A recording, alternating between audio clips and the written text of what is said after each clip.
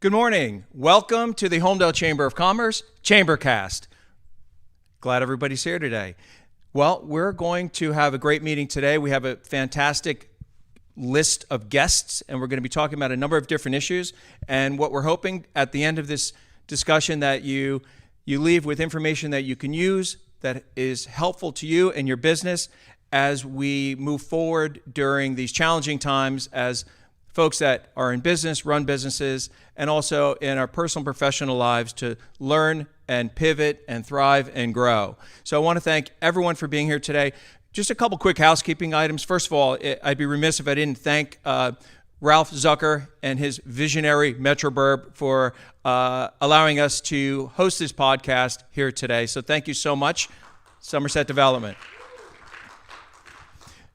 Quick note, if you are watching this on streaming, please hit share and please set up a watch party, because for the Holmdel Chamber Facebook site, which is the best way to follow the Holmdel Chamber, it's at Holmdel Chamber, very simple. Please like it, share it, and if you are in front watching right now, hit the watch party button. That would be great, because you may have friends or family or business associates that may benefit greatly from the information they're going to be hearing today from our guests and the interaction that you're going to see today. You're going to take a lot with you. We're going to start by introducing our guests, and then we're going to go around the room in the audience, and we'll pan over because we want to also hear from the folks that are here today about who you are and what you do, and then we're going to get right into the meeting. So we're going to get started now, and I want to thank everybody. Also, be sure to log in and sign up for free daily news at tapintoholmdel.net, tapintomiddletown.net, and tapintocoltsneck.net, which also covers the Holmdel Chamber and will be able to help inform you on meetings such as this today and also the meetings that come up in the future. The Holmdel Chamber of Commerce is a volunteer organization, 100% volunteer. We meet once a month to talk about topics that are important to the community, important to business.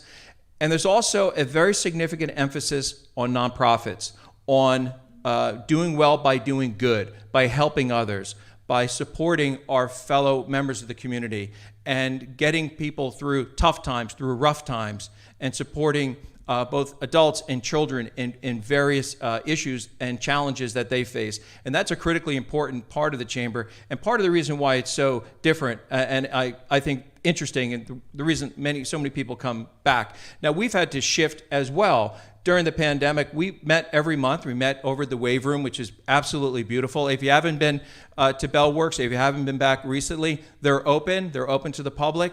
Very welcoming environment, and it's so beautiful and so historic. Designed by Eero Saarinen, the designer, the architect, who also, by the way, designed the St. Louis Arch and also JFK Airport by way of historic reference. So much history in this building. But we had to pivot as well. We had to move to Zoom meetings. We had to go online and think of different ways to be creative and to reach out to folks to help continue to nurture and thrive the local business community.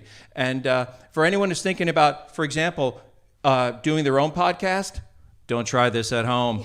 Make sure you're reaching out to Ming, which I also want to thank, from the Shared Universe Podcast Studio. Big round of applause for Ming for the work that you're doing for us. Thank you so much. So hey, listen, we have with us today Jackeline Mejias-Fuertes, who is the Regional Director of America's Small Business Development Council, right? No, close. That's Small Business Development Center. Center. And people get us confused with SBA, which we're not, but they do fund us. So it's New Jersey Small Business Development Center. Wonderful, thank you. And we also have two wonderful sisters who are going to be talking to us about Breast Intentions, which is a nonprofit that has an incredible story. We're going to be sharing what you're working on as well. And we also have Joe Castagliola, who is one of our original chamber members, and he's going to be talking about his business and also how you're pivoting and thriving in this environment. Joe is the owner and franchisee of Painting with a Twist, located very close by us next to Kohls in Holmdel. Absolutely fantastic place.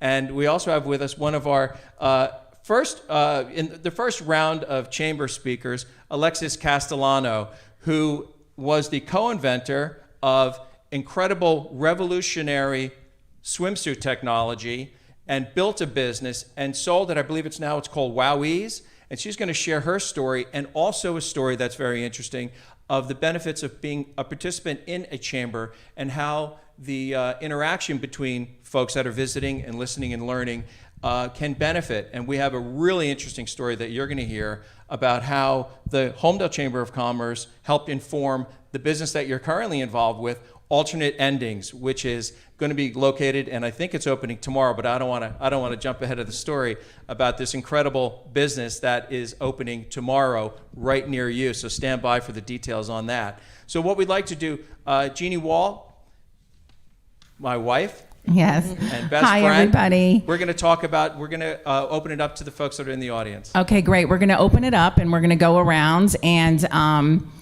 if you can just give your name and your business, and if you have an example of how you pivoted, how you've adapted and adjusted during the pandemic and continued thriving, you can also give that example. And I know this lady pretty well, Holly Schultz. Good afternoon. Good morning. Actually, time is running by. I'm Holly Schultz from BCB Bank. We are a community bank located here in Holmdel, our only branch in Monmouth County, but 30 branches strong across the state. We've pivoted. I've personally pivoted. I've done so much business through the phone, through Zoom meetings and Google Meets, and just being there for clients. Really challenging times, and we've stepped up and made ourselves available for advice or lending or just an ear to vent to. I know most of the people on the panel.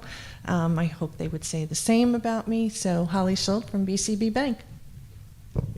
Thanks, Holly. And the reason Holly probably knows just about everyone in this room is because she's really involved in the community and she really gives back. BCB Holmdel Bank is very involved and gives back to the local community. Carrie? Thank you. Good morning. My name is Carrie Kuskowski. I'm with The Connection. We are a managed IT service provider based out of Hazlet, New Jersey.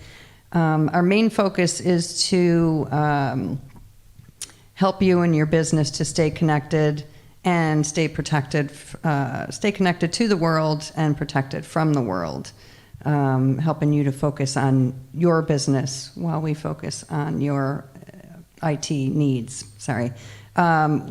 What we've done, we actually helped a lot of our customers move to their home once the pandemic hit. And I am still in the office, but the other gentlemen I work with are working from home, but we are available 24/7 to manage your IT needs at this time. Thank you. Thank you, Carrie. Good morning, everyone. My name is Lisa Britt. I represent a business called Barter Saves. We're based out of the Eatontown area, and what we do is we work with hundreds of local business owners, all categories, allowing them the ability to exchange their goods, products, and services with each other, allowing them to save cash, grow a new customer base, and also access so many of the things they need for their business or personal needs. So, nice meeting everyone. Thank you, Lisa. Raven? Hi everyone, I'm Raven. I'm a journalist with Tap Into, so I work with Jeannie over here. This is my second Holmdel Chamber of Commerce meeting, and I'm so excited to hear from all of you and to be introduced to everyone here as you guys introduce yourselves. And if you ever want to share your story, I'm all ears, and so is Jeannie. Thank you, Raven. Hi. Hello, I'm Adrienne Marsigliano, and I work at Exit Realty East Coast. And during the pandemic, we saw a huge exodus from the metropolitan communities, such as Jersey City, Hoboken, and all of the New York City areas, coming into the area of the suburbs because of the pandemic. I think they wanted to have more space, and people who were renting decided to purchase. So we saw a big, big influx of people, and we just were able to handle it through the CDC guidelines, and we wore masks and gloves and a lot of Zoom meetings, and we were able to help a lot of people move around. Thank you, Adrienne. Here's Ted. Good morning, everybody. Ted Fridley, Excel Travel, and Kick Cancer Overboard. About 7 years ago, we realized we needed a new website. We were always too busy. It was never a priority. And then, of course, comes February or March, our business went from 100% and thriving to pretty much zero, and actually we were busy for about a month or two to just give everybody money back, so we went minus rather than just zero. But we had nothing else to do but build a new website and a new YouTube channel. So that's the positive that came out of this, and we're all ready. So whenever the timing is right for people to travel again, we're all set to go. Thank you. Thank you, Ted. And I know I spoke to Ted when we were in lockdown because I was thinking his business, no one can travel. And Ted actually said, everything's going to be okay. Don't worry. We went through Sandy, and we know what that's like, and everything's going to come back. So you're always such a positive influence and inspiring, Ted. Thank you. So one of the things that we love to talk about are new businesses, and we have a few new businesses in Holmdel. So this is great. These ladies can introduce their new business. Good morning. My name is Jillian. This is my sister Lauren, and we are the owners managers of Hand & Stone in Holmdel. We are also located in the Kohls Shopping Plaza on Route 35. We opened our new business right in the beginning of this pandemic, so this is completely uncharted waters for us, and we're just navigating as we go. Our construction started in the very end of February, so we were shut down 2 weeks later, and we've just been chugging along here. But Hand & Stone is all about self-care and wellness. We feel that in order to be successful, whether it's in your personal life or your business, especially during this pandemic, you need to take the time for yourself, give your soul the time to restore, allow your body to relax, and let your mind refresh. Hand & Stone is customized spa service that we offer massage, facials, and we also do some waxing. Hello, my name is Lauren Rathburn. I'm Jillian's sister. We would love to invite you for our grand opening, which is Saturday, November 14th from 11 to 3. We're going to be doing specials all day, raffles, spin the wheel on the hour. Also, starting November 1st is our holiday pre-sales for our best gift card sale ever. If you're a member, it's buy two, get one free. If you're a non-member, it's buy one, get one free. We're offering contact-free pickup through curbside or emailing the gift cards, or you can come into the spa. Hope to see you guys soon. Thank you. Hello, I'm Carissa with the Skipology. Going into this, we knew we were going to have to adapt to a safe setting to make people feel comfortable. We reduced our minimums for birthday parties from 16 down to 8. Most groups of people that hang out are seeing each other in school for at least 2 to 3 hours a week. So we also spread out the time in between games. There was usually a 10-minute turnover. We went up to 30 minutes so we could reduce the amount of people in the venue, as well as sanitize and have enough time for all of the props to dry after we fog the room down, clean out the air. Our main priority is quality over quantity, so we'd rather have a safe environment versus getting as many people in and out as possible. And we're getting a lot of reviews back saying that the customers are feeling safe, so that's really important to us. Thank you. Thank you. And Escapology is a new business in Bellworks, so make sure you check out the entertainment here. There's Swing Loose Golf. There's Oasis VRX, virtual reality. We have Escapology. So there's a lot going on here, and everything is very safe in Bellworks. Okay? And now we have Miss New Jersey, right, for America. Thank you. Hi, I'm Elsie Hu, Miss New Jersey for America. I was crowned in August of this year in the middle of this pandemic. I work for actually a really large financial firm, and I have a small business called Accomplished Women LLC and an iHoo Media. So originally, I was at the Grammys at the beginning of the year, and I'm a PR professional. And then I signed up to be a part of a pageant. So I pivoted my business, since I wasn't able to attend events, is to help nonprofit organizations through media, through publications. So I found it that since a lot of people were unable to give back, this was a great opportunity to give back using my reign. So I go to nationals in January, very excited. Hopefully we'll be able to go to Vegas. And I enjoy getting to know new people, new businesses, supporting you. I'll be happy to go to your grand opening, meet people like Jeannie and her husband, fantastic people. So thank you. And I have to say that one of her important issues with her platform is domestic violence, and October is Domestic Violence Awareness Month, correct? Yes, so it's a very important topic. Thank you for your work that you do with that. And we have our Renaissance man here. Hi, Al Aloisi. I'm your independent insurance broker. And just a reminder, it's open enrollment time for health insurance. And for anyone who qualifies for Medicare Advantage plans and the Medicare Supplement plans, you've seen the ads on TV. Some of them say, oh, well, you have a zero premium. Well, it's actually true. I use it for myself and for my clients, and they seem to be very happy.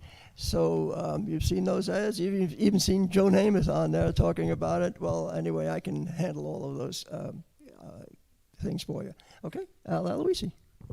And let's hear it for Al. He was the gentleman playing the piano as you walked in today. So thank you, Al. Hello, Michelle. Hi guys, my name is Michelle Fugit. I'm the Director of Recreation at Care One at Holmdel. We're a long-term care center, and we have been right up front since day one with the COVID pandemic. Our building has had to adapt, where I normally would have entertainers and dogs and everybody else coming into the building to bring joy and happiness to the residents. Instead, we have horses walking around the outside of the building. We have events where people do FaceTime. We work with the local schools, and we have interactions with the kids. So always trying to find ways to bring joy and happiness to our residents. We're proud to say that we've had over 89 individuals recover for COVID, and I think that's the numbers that we don't hear. So people are recovering from that, and we are we are COVID-free right now, and we continue to do each day different things to keep the folks safe and learn from the past and keep everybody safe and healthy. So one of the ways we're doing some happiness right now is we're having a grab-and-go pumpkin patch. So our front lawn's going to have a bunch of pumpkins. We're going to have a goodie bag hooked onto the pumpkin. You basically pull up, grab a pumpkin, and go. Our residents will be sitting in the windows or maybe some on the porch just to see that joy in the Halloween spirit. So stop by. I have some flyers if you're interested. This is tomorrow afternoon. Thank you. Thank you, Michelle. Good morning, Leslie.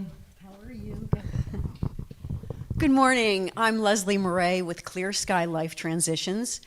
I am a life coach and a professional performance consultant.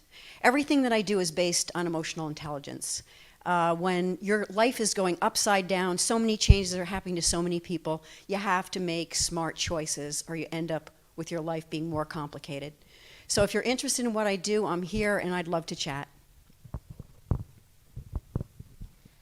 Good morning. I'm Anna Apollonia. I'm a realtor with Heritage House Sotheby's right in Holmdel. Thank you for inviting me. This is my first time here, and I see some familiar faces, but I'd love to get to know everyone that's here. I've been a Colts Neck resident for over 20 years, but just recently in the last month have moved to Holmdel. So I'm kind of interested in getting to know and meet more people in this area. And I sell, obviously, almost anything from townhomes to farms and estates. My specialty is farms. I love selling the equestrian lifestyle, but certainly if you're interested in getting to know a little bit more about me, I'm also interested in getting to know more about you. Thank you. Thank you, Anna, and welcome to Holmdel. Next is Denise Wunderler.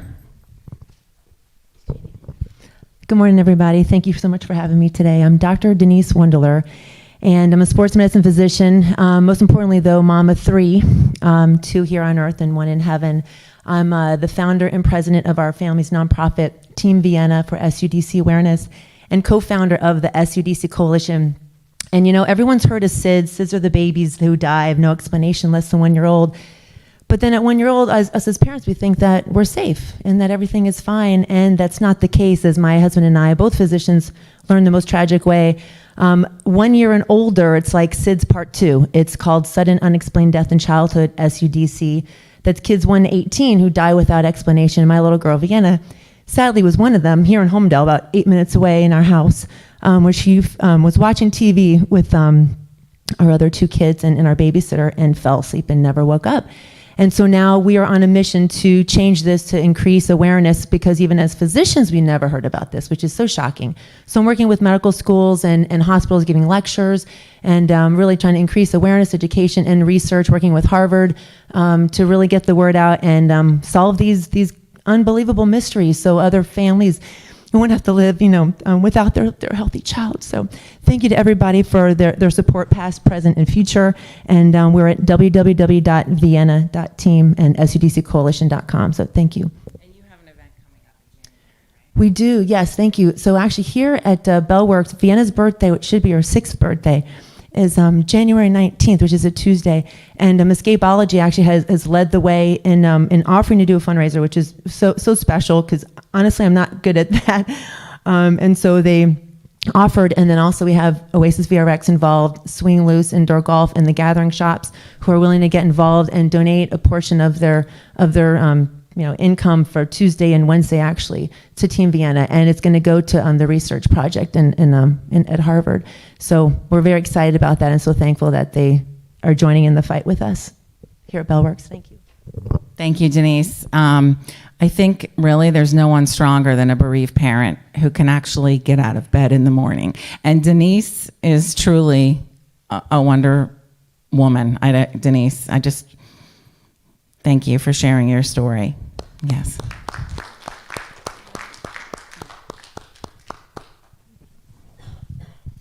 Okay, hello, and you're also new, right, to Holmdel, relatively new to Holmdel, but not to your business, right? So we're going to hear about that. Thank you, Jeannie. My name's Anthony Lebecci. I'm a partner with Monarch Worksite Advisors and Benamont. We're a full-service employee benefits firm specializing in small to large businesses in all aspects of employee benefits. We have an office right here in Bellworks, which we'll be moving into, well, they say Monday, and hopefully it stays that way. But one of the ways that we've, in my business, have pivoted due to COVID was the, how you would say, the taking on technology in a different light. Technology in my business has always been available, but many people have never actually utilized the technology because it was easier to see people face to face. And now, since that has been taken away from us, we've been able to pivot and start utilizing virtual enrollments and virtual education processes for employee benefits, obviously to educate those employees of any types of firms, small or large, and be able to help them enroll while we give technology to our clients that they can utilize to make life easier for them as well. So if anybody has any questions about things like that, I'd be happy to answer them. Thank you. Thank you very much. So I think we're going to get started with our panel. Well, we would be remiss. Can you hear? I'm still good, Bing? Okay, great. For folks who know her, you know that the digital Rolodex that Jeannie has is absolutely incredible. She naturally brings people together, naturally looks for connections. And so if you know her, or if you come to know her, she will bring folks to you and bring relationships together quite organically. And so she didn't introduce herself tonight, but she also is a chamber member. And so she also has a publication which, when you talk about adapting and thriving in this new environment, one of we consume news in many different ways, but more often than ever before, it's digitally. And so Jeannie, introduce yourself and your company, and from the digital marketplace and publications is 1.5 million page views so far this year, I think? I think it's closer to almost 2 million page views since January 1st, 2020. And this is local news. It is, yes. And I really do love what I do, and I especially love seeing people connect and then watching the different relationships that form from that. And I love covering local charities and nonprofit organizations and helping connect them to businesses. I think every business, no matter what your business is, needs to be connected to the nonprofit and to the charity world. So we always try to feature something that I call Charity Talk, which is where we speak to different local charities that are truly making a difference in the communities that they serve. So thank you so much, and let's get started.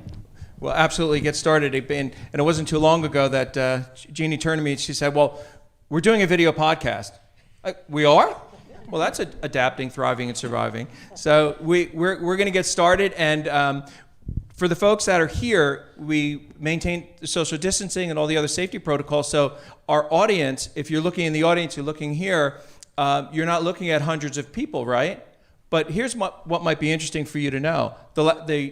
The video podcast from last month was viewed over 2,000 times. So when for this meeting, for this communication, your audience, it's probably at least 2,000 people, either in the audience or virtually, or folks are going to be liking and sharing. And just a quick additional note, if you can, hit watch party, and let's spread the information that's going to go around the state right now. So the Chamber of Commerce is a unique place, and folks invested their time to come here today and to either network, to meet folks that they know or want to come to know other people or share their story. And there is a story that we're going to start off with, and then we're going to get right into our broad conversation. And I'd like to begin with Alexis Castellano, because she has a local chamber story that ties to the value of being part of organizations such as the Holmdel Chamber and other regional chambers, of course, as well. Alexis, can you share that story that emanated from right here in Bellworks at the Wave Room? Absolutely. Can you guys, I'll do this. So I have been attending chamber meetings, not as often as I had hoped, but as often as I can. And I've been doing that since you guys started, really, I think. I used to have a business called FASTEN. It was a bathing suit business, and I would come sometimes with my business partner to just attend the meetings and to be part of the community. I live in Holmdel. And when I was at one of the meetings, I heard Phil Petracca, who is the owner of Source Brewery in Colts Neck, talk. And he was talking about his Shark Tank experience. And at the time, my business partner and I were really trying to get onto Shark Tank. So that was why I came. That was when I heard he was going to be at the meeting, I said, I have to be at that meeting, and I really want to hear about his experience. And then what I came to learn was that he was in the process of opening up this brewery right in Colts Neck. And my brother, at the same time, was working at Other Half Brewery in Brooklyn. And I knew, my brother lives in Colts Neck, and I knew that the commute was really getting to him, and he was putting in his hours there to really learn the craft. But ultimately, his main goal was to open up his own brewery one day, or at least get back to this area. So after the meeting, I listened to Phil's story, and I went up to him when people mingle after, and I talked to him, and I told him about my brother, and I also wanted to hear about his Shark Tank experience. And he was so kind, and he actually invited me, my business partner, and my brother over to his home for dinner so we could just chat more about it. So that kind of opened that door. And the three of us went, we had dinner, and we talked a little bit about Shark Tank, but it became more about Scott and Phil talking about the brewery. And there was a point where Scott was considering actually going to work with Phil at this brewery. But then this opportunity landed in my brother's lap. The Bowtie Movie Theater in Aberdeen on Route 34 was not renewing its lease. And my brother learned about this. And he said, you know what? This is my shot. I've got to take it. So he and his wife discussed it, and they decided we're going for it. So we formed this company. At the time, I ended up selling my company. Literally the same day I sold my company and the paperwork went through, we sat at my kitchen table and formed his company, which was first called On the Brink for the street he lived on in Colts Neck, which is Muhlenbrink. But we changed it to alternate ending because we couldn't get there was like a copyright on it or trademark. These are the things that happen when you start a business and you don't research first. So anyway, Phil and my brother remained friends, and Phil has been such an integral part of my brother's journey, because even though my brother is opening up a brewery right down Route 34, like same street, just 2 towns away, he has been so kind and helpful, collaborative. I'm learning about this industry because now I work with my brother. It's a very collaborative industry, and in fact, we were supposed to have our friends and family weekend this past weekend, and Phil and his family were attending. And it's just, when I hear my brother talk about how he built the brewery, I hear him reference Phil often, like, you know, Phil didn't like the way his tap system worked, so he helped me so that I could make mine even better. And I just find that, you know, that all dated back to one day when I was here listening to somebody speak, and like the connections that evolved from that one meeting just really made a big impact in this business that my brother started and is opening tomorrow. So after 2 years. So. And tell us about the business. Tell us what you walk in and what do you see? Sure. So Alternate Ending Beer Co. It's located in the former Bowtie Movie Theater. I don't know if you guys are familiar with that. It's been a staple of the Aberdeen, Matawan community for so many years. In fact, my brother and I grew up going to movies there. I always say I had my first Sour Patch Kids at that movie theater.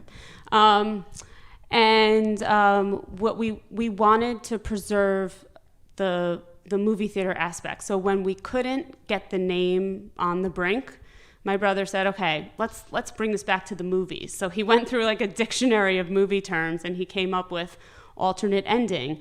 And it's significant in so many ways because it's like an alternate ending for the space. It's an alternate ending for my brother. He used to work at Viacom for 15 years and, you know, decided to quit corporate America and pursue his dreams of being a brewer.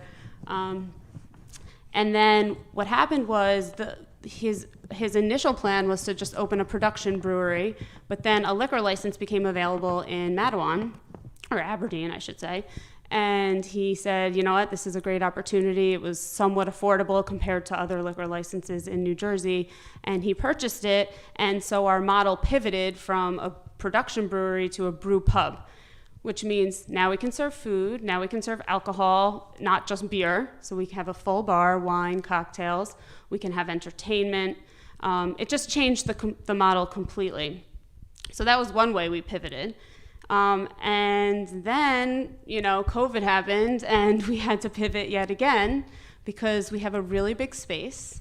The space on one half of the side of the building is the production area where all the beer is brewed and stored.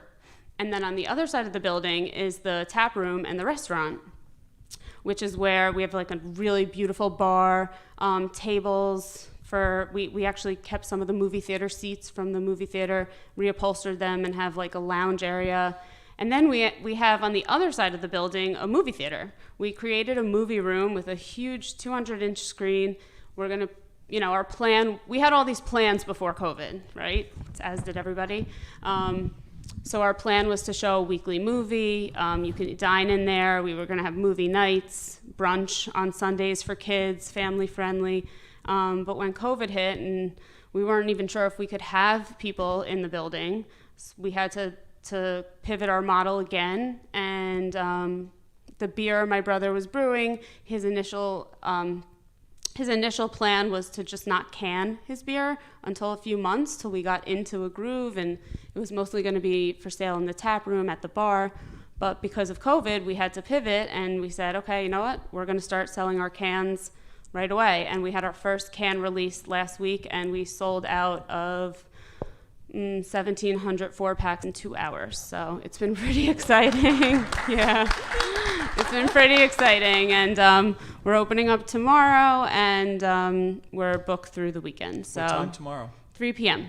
3 p.m. That's Yep. great. What's the street address? It's 1057 Route 34. It's by Eli's Bagels. Yeah, right Pretty next to local. Eli's. Actually, they brought over bagels yesterday for us. Yeah. They were really nice. And what's Yeah. the website? It's aebeer.com. aebeer.com. Yep. You know, and you mentioned, I'm hearing it's really ripples in the pond, right? Because if you did not attend the chamber meeting to meet Phil, who Yeah. also invented physics, Yes, right? physics. Yes, For those that was why I was attending for that, Yeah. to learn more about physics and his product on Shark Tank. Yeah, so if you didn't go to that chamber meeting, you may have an alternate ending. Right. Right? Exactly, because then, you know, it ended up providing another career path for me. So Yeah, there are just so many alternate endings. That's so interesting, Yeah. right? And so her brother worked at Viacom for 15 years, right? Yes. And there are folks that do pivot and do decide to do different things in this journey of life. And we have another guest, Joe Castagliola, who was, you were 36 years in IT on Wall Street. Yes. Right? And involved with a number of different things, project management, and a totally different world. Yeah. And now you're collaborating with your peers in Painting with a Twist as a franchise owner. Yes. And to share your story. And how are you adapting and thriving? Well, this was, I'm going to call it like a shock, because you go from one day having people come in for events, public events, private events, and then all of a sudden everything's shut down and, the lights are off. So you take that time to reflect and you think about, well, what is it that makes my business up? And you figure out, and we did this together with the franchisees, what are the pillars that are going to support us? The public events, the private events, now virtual events, something new, and then something else that was new, the ability to do take-home kits. We never did take-home kits before because we were all about bringing people together. Well, the pandemic says people are not going to come together. So now you got to look at things completely differently. So we did that, and using those 4 pillars, just like anyone else can do in their business, figure out, what are the legs that are holding my stool up? You can now use that to say, well, what's my message to people? And you can alter your message in terms of what your ads are going to be and how you're going to speak to people to get them in. You can then start to look at variants. So if I'm going to sell you take-home kits, as the weeks go by, and I look and I see that, sometimes people are ordering 6 kits. Well, what if I packaged up the party package, right? If people are saying, well, you maybe should only have about 6 people getting together in a home, right? Or maybe it's a good family size. What if I just sold you the take-home kit that had the 6 kits in it so that everyone can enjoy it? Our take-home kits have video that you can use on demand, so you can pause it, right? We normally teach step-by-step inside the studio. Now you're getting taught step-by-step online. The videos are housed on Vimeo. They come with written instructions as well, so that you got a little bit of clarity in terms of how things are written. And that's been what literally makes a business that depends upon people coming together survive. Offsites as well, in terms of like the private parties. If you've got something going on in your home, I've done things for people in their backyards, in their garage with people socially distanced, and also gone out to the retirement communities as well, because they want their residents to have some entertainment, and that's been shut down. So we've done things at Arbor Terrace. And one of my, I want to say the happiest event for me, I did something with Brandywine, and it turned out to be people who were at late stage dementia. I had a blast with these people. We had so much fun. Did I have to paint about 12 paintings at once, somehow or another? Yeah, kind of, sort of. But you know what? I got to interact with all these people who have beautiful souls, and that was so worth it. So this is a way to just turn things around. And I see, Jackeline, you're nodding your head, and you're hearing these stories, and like, I know that story. I know what you've gone through, and there's a connection between Alexis and your offices as well, right? Because part of what we want folks to come out of the meeting today that are watching on the podcast are also the nuts and bolts, how to, the funding sources, the opportunities, and also NJ Thrives, which is a program that you launched a little while ago. Mm-hmm. So would you like to, Alexis, speak to that story with Jackeline, and then Jackeline, pick it up and guide us through some of the nuts and bolts of what they could do now to pivot and thrive and survive in this environment? Sure. You want me to start? Go, Alexis. Well, so before I started my job as marketing director at Alternate Ending, I had my own business called FASTEN with my business partner Jill. We invented this bathing suit, this patented bathing suit, and Jill and I, we literally taught ourselves everything from nothing. Jill was a nurse. I was a party planner, as Adrian knows, because I planned both of her daughter's Sweet 16s way back when. So we learned about, through our lawyer actually, we learned about Jacqueline's program at Brookdale, the SBDC, and we met with Jackeline quite a few times, and just working with Jackeline and her team throughout the years of our business was just so helpful. They made connections for us. I always felt we had a connection. I do owe a big part of my success story to Jackeline, and I will always feel that way. So, Alexis, sweet. But I have to say, it's always a team effort.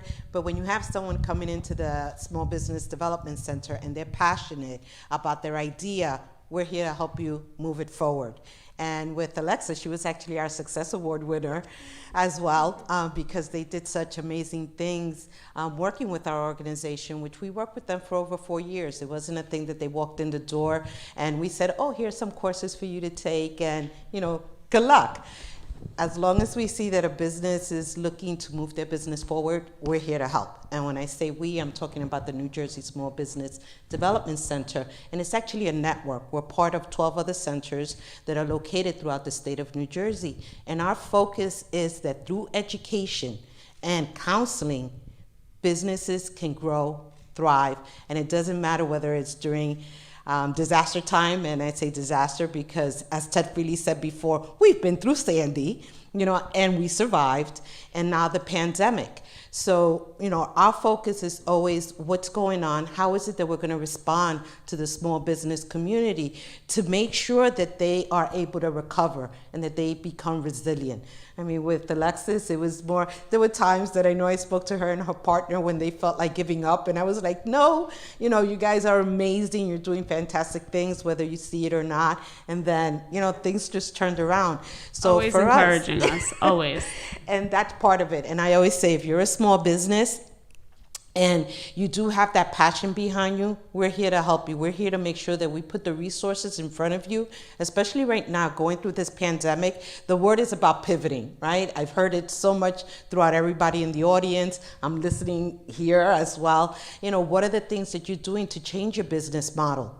Those businesses that did not change their business model or have not taken this time right now to refocus their energy on what has to be done in their business is not going to open. The reality is that 25% of the businesses are not going to come back. We saw this during Sandy. Again, we're seeing it with the pandemic. But it's all about taking, I listened to everybody in the audience, and I'm going back to Ted when he said, what, my website needed an overhaul, but I did not find the time to do it.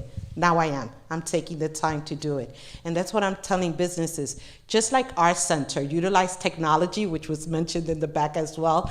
We're in the 4th industrial revolution. And what does that mean? We live with technology. We live with artificial intelligence. I don't know about you guys, but my watch tells me when I'm supposed to get up and walk. Alexa will remind me, hey, you said you had a meeting at 2:00. What are you doing, right? We all live with technology.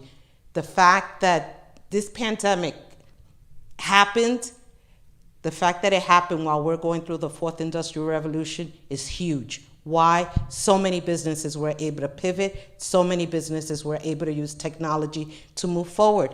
And we're here, and when I talk about we, I'm talking about the SBDC. We're here to make sure that if you don't have that skill set, we're going to help you acquire it. We have a slew of workshops that are going on right now under the CARES Act. We know if you don't know where to get funding or you're looking for grants, give us a call. I do want to remind everybody that the New Jersey EDA, today is the last day that you can apply for their grant to get the application, not to get the grant itself, but just to get the application. If you don't apply for that application and receive an email that you're in the queue, you're not going to be able to apply when the doors open to apply for the grant. So there's a pre-registration to get the application to then get the grant. That's just one of the programs that the state has going on. If you visit our website, which is NewJerseySmallBusinessHelps.com, we have a whole list of all the different grant opportunities that are out there. I just don't want to say grants because they're loan opportunities as well, coming both from the SBA, which is on a federal level, and for those of you who don't know who the SBA is, the Small Business Administration, as well as NJEDA, which is our Economic Development Authority, and also working with the Business Action Center. We are part of that circle that's here to help the small business community. You know, I'm happy to hear how so many businesses have taken the time to pivot and to move forward. And with that being said, a program that we came up with, and it's not a program, it's more about informing the small business community statewide, and it's called New Jersey Thrive. And what we're trying to do is put, let's say, a library of videos where we're gonna share information on how other businesses thrive during this pandemic. So it's up to you to just go visit our website and create a video. You'll have the specs on how long the video has to be. You know, we're not looking for hours and hours of taping. Yes, we would love to talk about businesses that way, but we're looking for, you know, a 2-minute video. Just you telling us, you know what, this is what I did. This is where I went and I got the funding. This is how I was able to pivot the business. I mean, I'm listening to you and you're right. It's all about the customer and turning around and saying, what is my customer needs right now? How can I fill those needs? And answering those questions, not sitting back and saying, this too shall pass. When we walked in and I saw Alexa, which I was always happy to see Alexa, and Ted came over and we're talking, and I said, you know, I was one of those naive people that when our school, because our center is out of Brookdale Community College, Monmouth County College, that I'm proud to work with as well. When the president closed March 11th, I thought, hey, 2 weeks home and we'll be back, right? And then I'm like, oh, so it's not 2 weeks. Before summer, we'll be back in the school.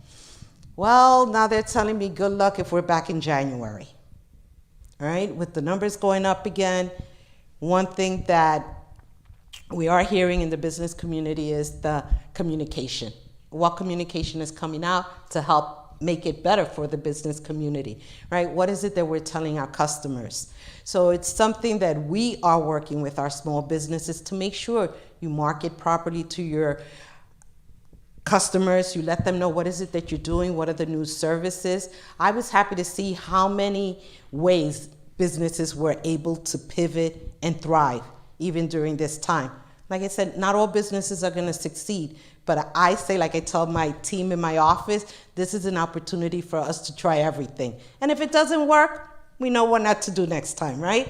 But at the very least, we have to give it a shot. I'm happy to say that the entire network works remotely, and that means that if you need to see one of the consultants, have a session with someone at the New Jersey Small Business Development Centers, you can.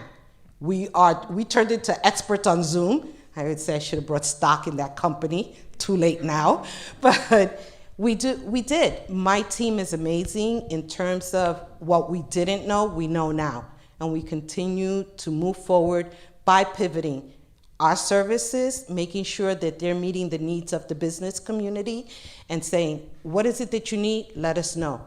And because this is such a huge unknown, you know, usually you forecast what's gonna happen next year. Well, I don't know because of the pandemic this year, right? So I've spoken with colleagues that do this for a living, and they're like, our models are all over the place because we don't know what's gonna happen. But you have to keep on moving forward. So what have you done to pivot your business? What have you done to thrive? And we at New Jersey Thrives, that program, definitely look it up. We wanna hear about you. And you don't have to be a client of the SBDC to put up your video. I was telling Alexa, I wanna see the brewery one up there because they'll let me know if it's coming from Monmouth County. So, and our center covers both Monmouth and Ocean County. And I was neglected to say, thank you, Jeannie. And Terrence for always inviting me back. They're pretty amazing. I mean, this is not the first time they've had me come out and talk. It's wonderful when you're here. And you had mentioned the New Jersey Thrives, right? With an S, and there's a hashtag NJ Thrives. Exactly. And really, it's a marketing opportunity, isn't it? Really, if you think about it, if you own a business and you're thinking, well, why should I submit a video? And when I was looking at New Jersey Thrives, I was thinking, okay, I was trying to see about the business standpoint, and really it's a marketing opportunity. Absolutely. You're sharing your story, but you're also at the same time, you're sharing what you do, So for folks that are looking at that, you're expanding your audience, right? Just like we're expanding our audience here to really thousands of folks are going to be watching this video, and business owners as well. One of the things that in knowing you and knowing the background of the organization is that you provide one-to-one counseling, right? Absolutely. At no charge. No, there's never a charge for our counseling, and it's totally confidential. So anything you want to discuss with us, especially the financial aspect of your business, which people tend to have a hard time addressing or really looking at their books, we're here to help. And at no time do we communicate that information with anyone. And that includes our funding organizations. We do give them numbers because they want to know who you're helping, how many you're helping, but we never say who that person is or who that organization is. So it's strictly confidential. Yeah. And that is one of the most amazing things about the Small Business Development Center, which happens to be a national organization. It's just not located here in the state of New Jersey. You can find us in all 50 states as well as U.S. territories. And some folks feel that getting involved in the paperwork and the process and the applications is really daunting, right? So some give up before they start, don't they? Now, that EDA, the Economic Development, that grant, that's 5 p.m. today. So, exactly. But it's not complicated. You go on the website, you start filling out the data, filling out the information, at least so you're in the hunt, right? Right. Well, what NJEDA did this time, because anyone who's applied may have hit a wall and said, oh my gosh, this site went down, or it crashed, too many people are trying to hit it all at once. What they realized was that individuals or businesses that were applying for these grants didn't have all the documentation. So not only did they get into the queue, they started filling it out, something went wrong, they were rejected. So this time around, we learn. As we're going along, we're learning. By that I mean, so are the government agencies. And as such, they decided, you know what, we're gonna give you an opportunity, a pre-application, basically you're just registering to get the application, but it's gonna tell you exactly what you need. So when the application opens for your particular industry or your group, depending on the size of your business, you'll know what paperwork you need to have in hand. You'll have an idea of what information you're going to put into the application in order to streamline the process. At the beginning, things were so crazy with the pandemic, especially for us. I mean, I felt that every time I woke up, SBA had a different rule on the programs they had out there, and we were trying to just stay on top of it. And then NJEDA, same thing. Well, they're getting their act together. They're really looking at it and saying, from our client's perspective, how can we make it easier? And this is it. They decided this is what they're testing right now, and if you don't put in for the application, you're not going to be able to apply for it come next week. So today, as you mentioned, 5 o'clock is the deadline.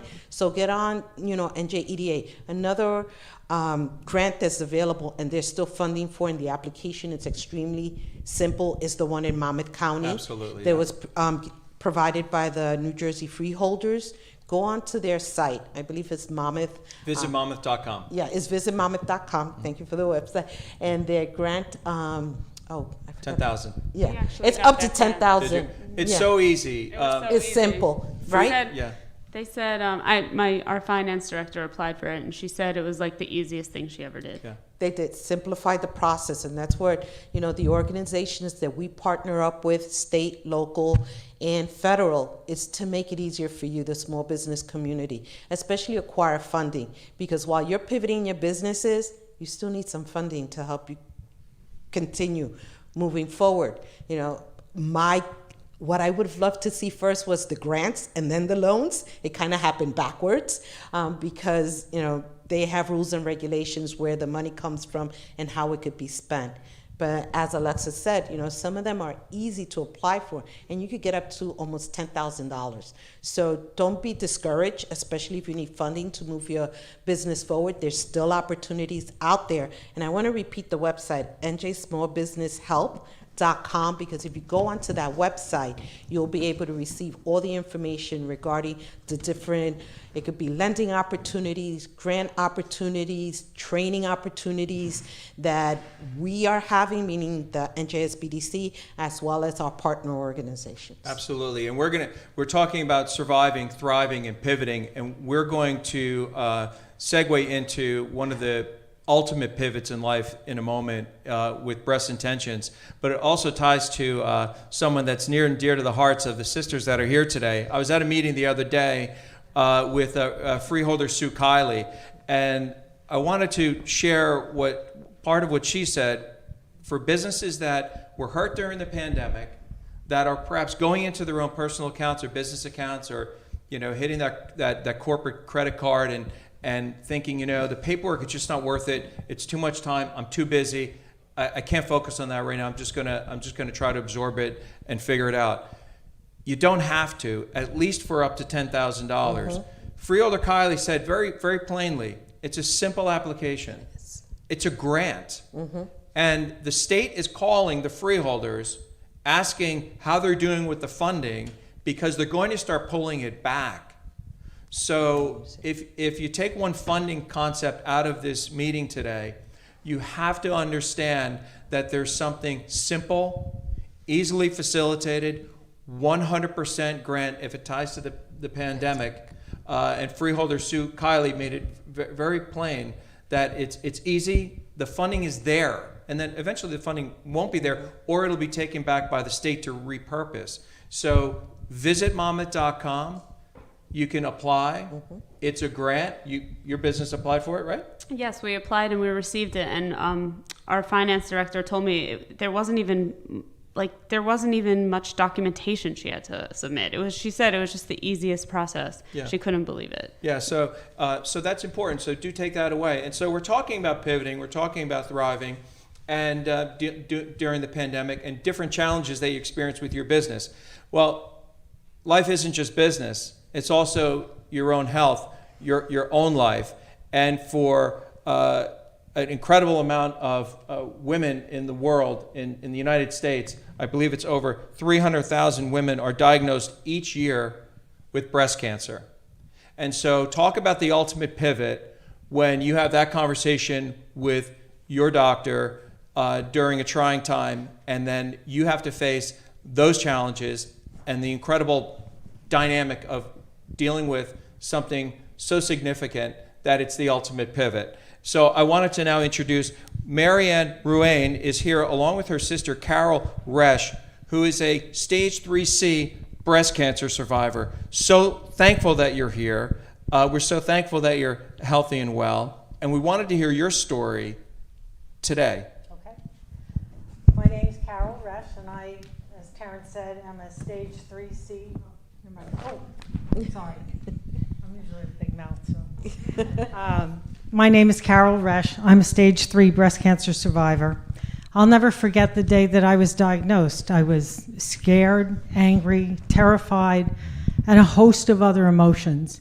I didn't know what it was all about. I had just retired 18 months before from a 25-year career on Wall Street. My husband and I had plans to travel the world, and we had amassed an amazing wine collection that we were saving for special occasions. So I was diagnosed at stage 3C, and I did two things on that day that I was diagnosed. I decided I was going to do everything I could to survive: mastectomy, chemo, radiation. And the second thing that I did, I started to drink that good wine. So the next few months and years were kind of a whirlwind of doctor visits, appointments, tests, operations. I had a double mastectomy in November that year.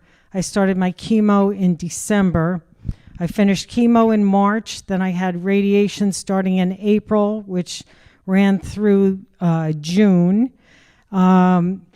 Then I had a couple more operations to rebuild my breasts with breast implants. Once that was done, I followed my doctor's advice to give myself a better chance at survival, and I had a hysterectomy. During that procedure, the surgeon punctured my bladder and severed my ureter. So I was wondering if life would ever be normal again for me.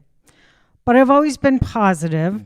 So I always try to see the glass half full. So I tried to look at all the positive things that came out of the experiences that I was going through.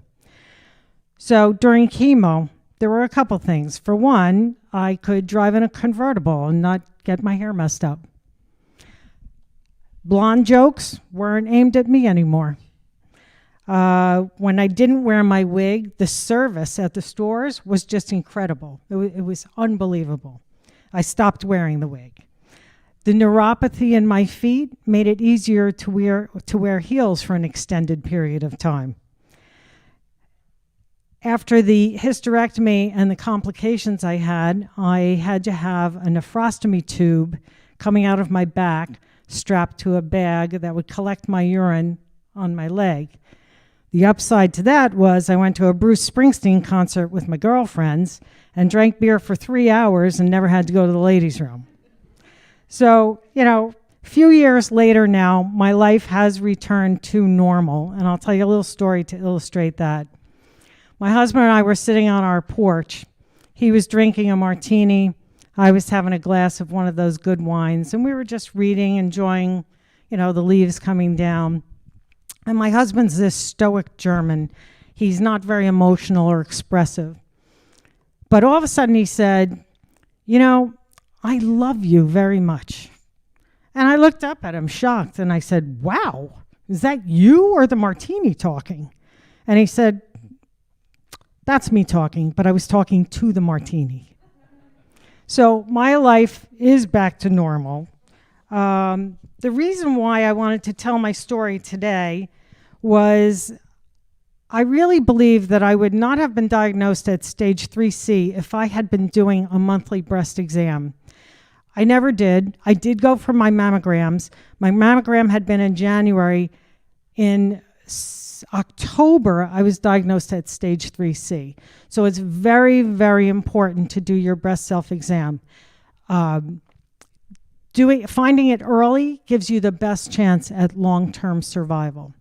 So I think that's all I really want to say. I want to say one last thing. You can all make a difference today. Go home and do a breast self-exam. Ask your moms, your daughters, your sisters, your cousins, your friends to do one also, because really finding it early is so important. So now I'm going to turn it over to Marianne to tell you a little bit about subsequent activities we've been involved in. So after Carol went through all that she went through, a few months later, my sister Patty was also diagnosed with breast cancer, stage 2B. And then my sister Joan was told that she had an 89% chance that she was next up. So because the three sisters had went through what they went through, my son and Carol's daughter Erica decided that they wanted to make a difference, but a difference in a way that they could help people and see and direct the funds that they raised towards people. They started working and raising money for the Relay for Life. And I think it was like 4 a.m. We were all punch happy, walking the track. They asked us at 15, where's our money going to go? And the answer was, we don't know. Because all of those organizations and the American Cancer Society, they have great big sponsors and they do research, but we don't know where those funds go. And the kids were not happy. So they enlisted their help of their Uncle Dom. They took their birthday money, their confirmation money, any other money they could scrounge. They had a lawyer, and they formed Breast Intentions, a 5013C. And what they do with that money is they directly help women struggling. Their first case, they had money raised, and they were on a local radio show, and somebody had heard them and said, you have to call this woman, she's really struggling. So they called, and they were so excited because now they can finally help somebody. And they called her and they said, we have this money. What can we get for you? And she's like, no. And she was a teacher who could no longer work. She had 6 children. Her husband had suffered a heart attack. There was no money coming in this house.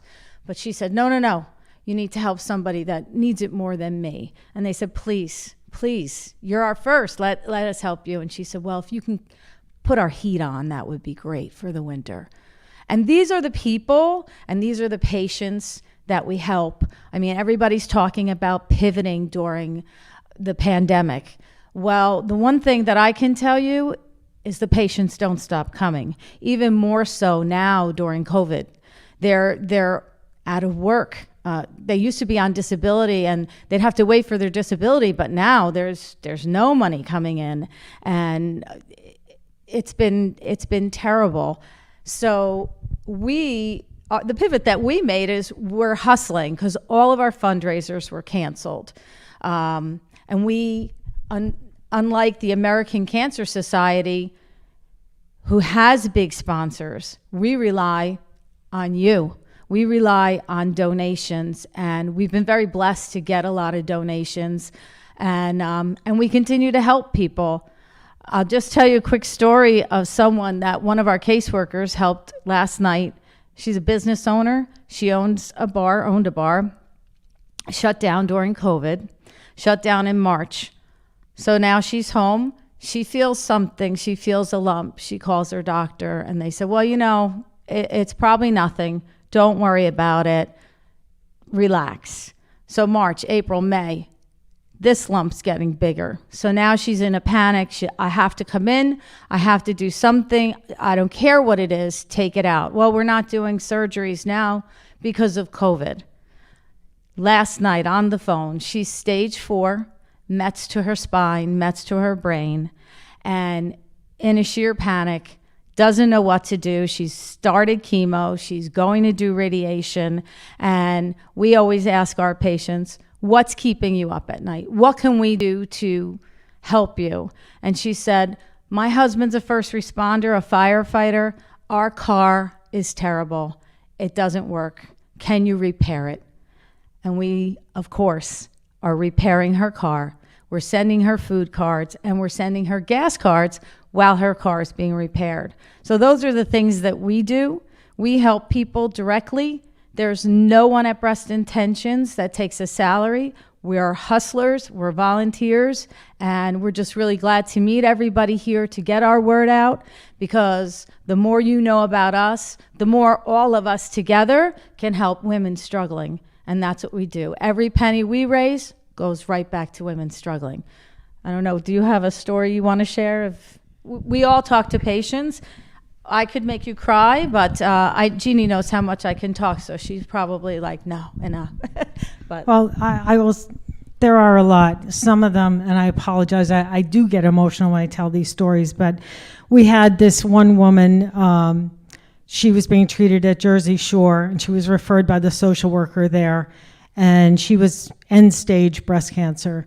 And the social worker called us up and said, the doctors have given her 6 months to a year to live. And all she wants to do is go home, but we don't know how to get her there. Her parents lived in Ohio. So they called us. We got together with our board. We bought her a first-class ticket to her home in Ohio with a companion to take her there. And when she got off the plane, she was met by her parents and her 4 brothers. They took her home, and she died 6 days later. So we were very grateful. I'm sorry. We were very grateful we could give her that gift. So those are the kinds of things that we do. Whatever their greatest need is, we try to take away that worry and let them concentrate on either end-of-life issues or getting better. So and also too, just a shameless plug, our website is breastintentions.org. We handed out flyers, but on our website there's a donate button. Feel free to donate. We'll never turn those away. Again, all volunteers, all money goes direct to patients struggling. And thank you, Jeannie, and thank you, Terrence, for having us. Really appreciate being here.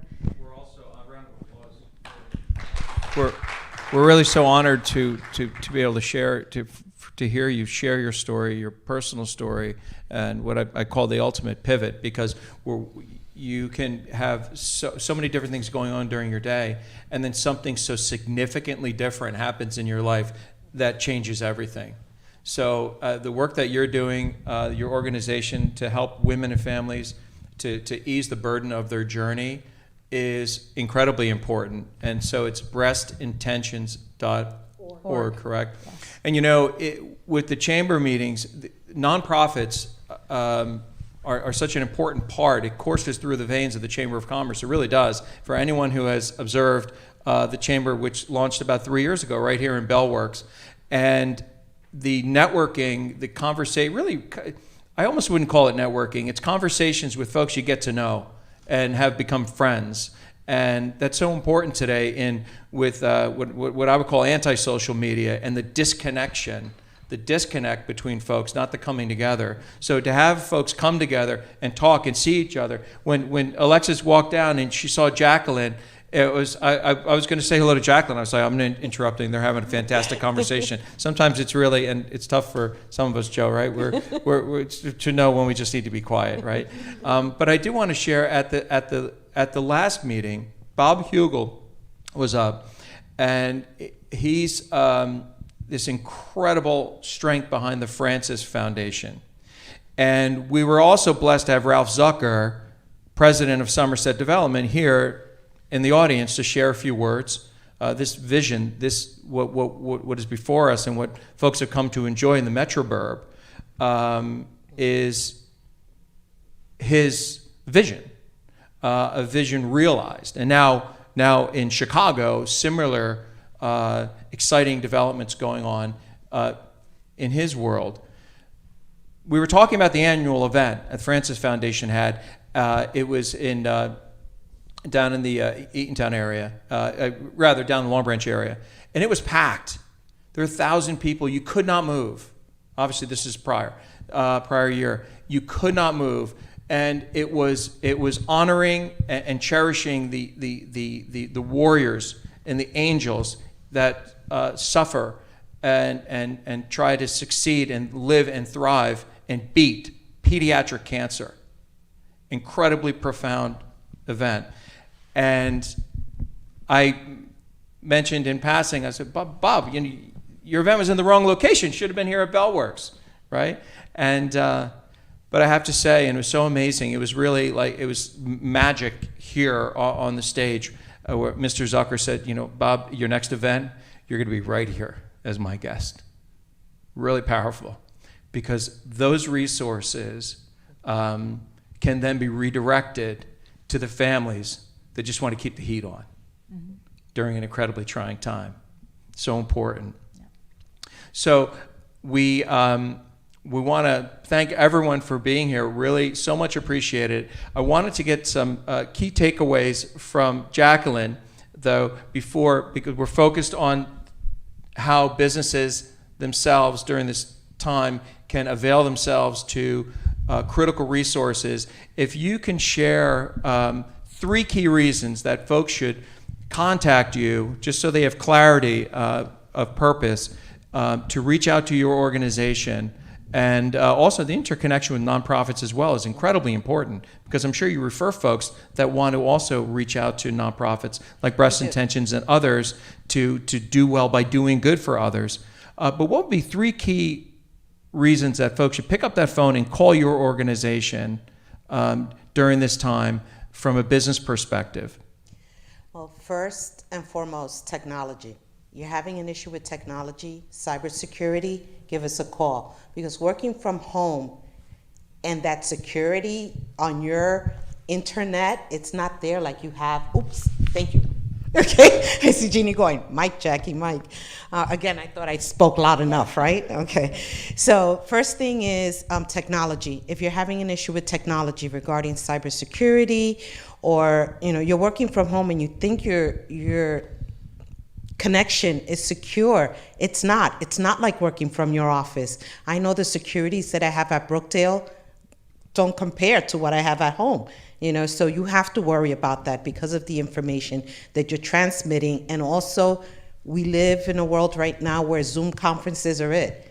I had an event where if it wasn't because I had a backup, my system went down completely, service-wise, beyond my control. So first one, technology. Having issues with that, any concerns, you need to speak to a consultant about it. You want to restructure what you're doing at home. You want to make sure that it's secure, give us a call. That's one. The other one has to do with communication. It's key. How are you marketing the safety of your business with your customers? What are you doing with that communication?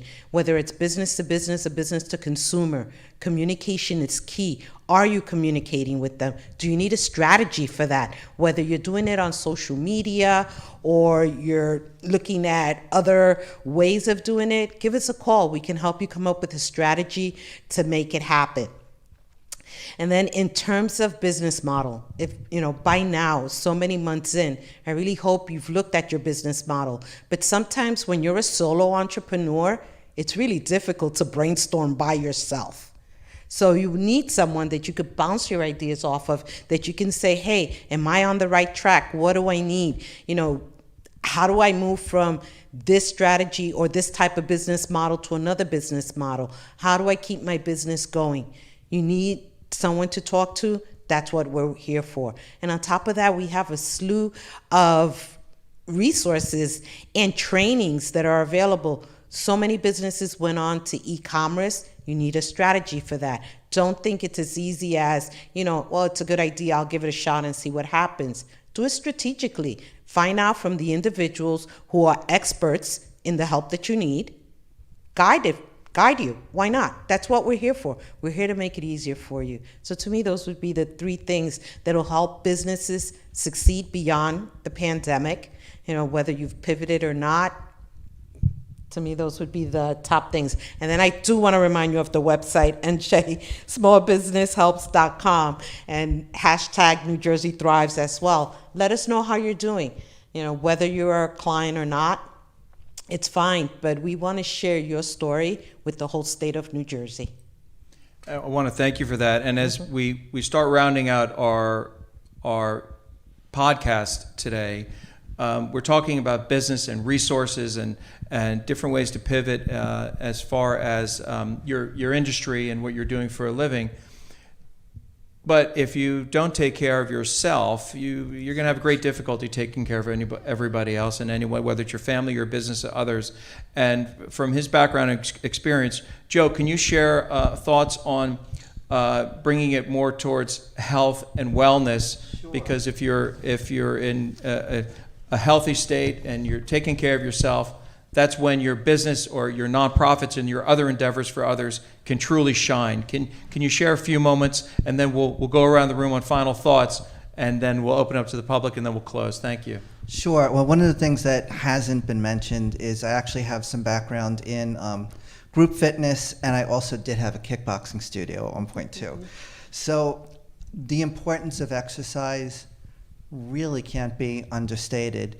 If you're working your butt off, trying to survive, you have to take care of you first. You've got to be in a healthy state.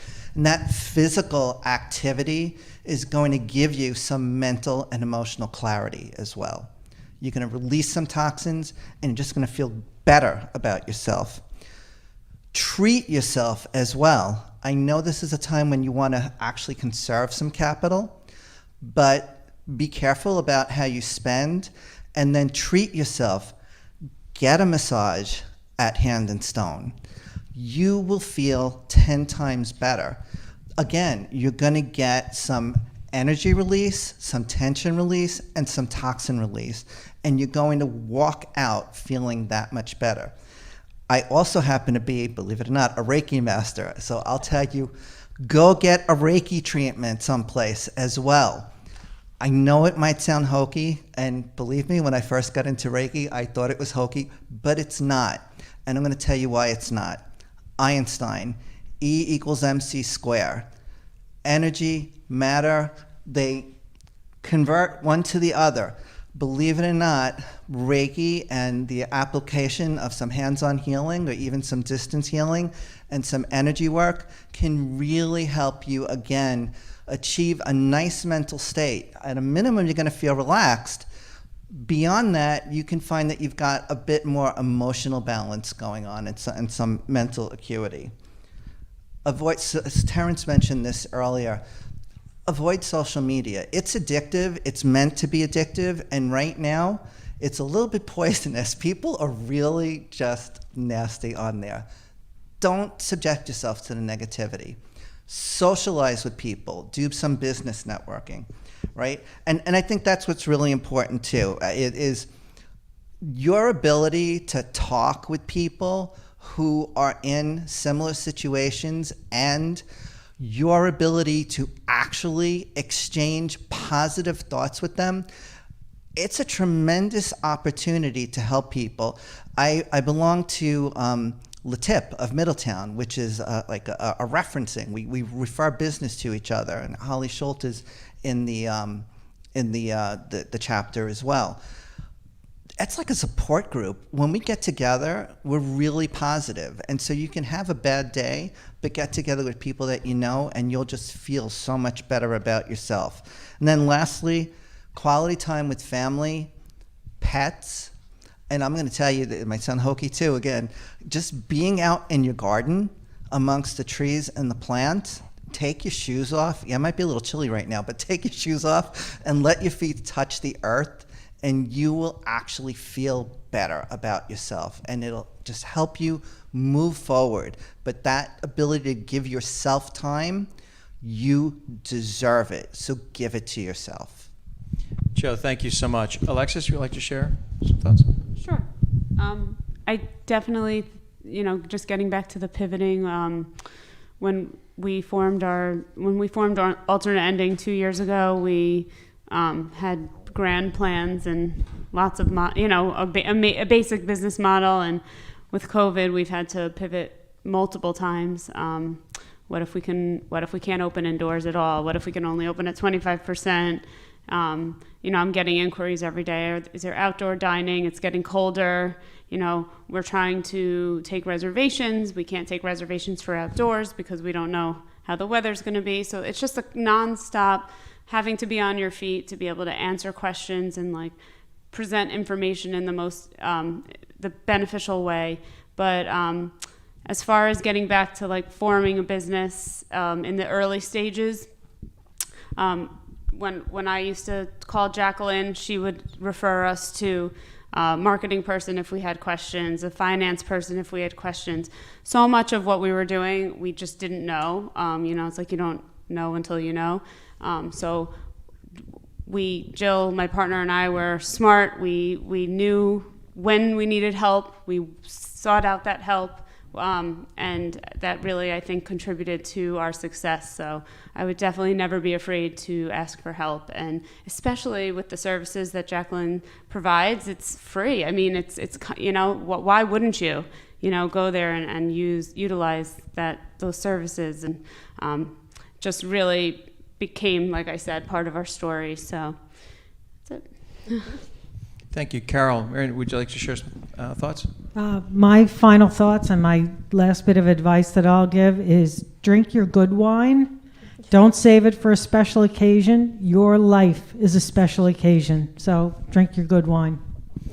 Yeah, and just to follow that up, I know this is Breast Cancer Awareness Month, but remember, breast cancer's all year round. And during the pandemic, a lot of things stopped, but those diagnoses don't.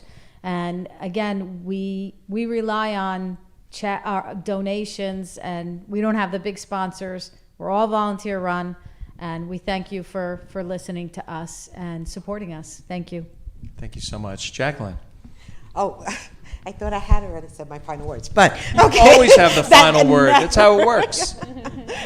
No, as Alexis said, we're here to help. I do want you to know, I said before, we're not the SBA. We're not. We're part of the technical support team, you could say, because there are other organizations that they fund as well. And that being said, that means we are your tax dollars at work. You've already paid for these services if you're in business. Take advantage of us. Visit our headquarters site, which is njsbdc.com. If you want to visit our center site specifically, that's MOS MOMMBDC.com, which stands for Monmouth and Ocean Small Business Development Center.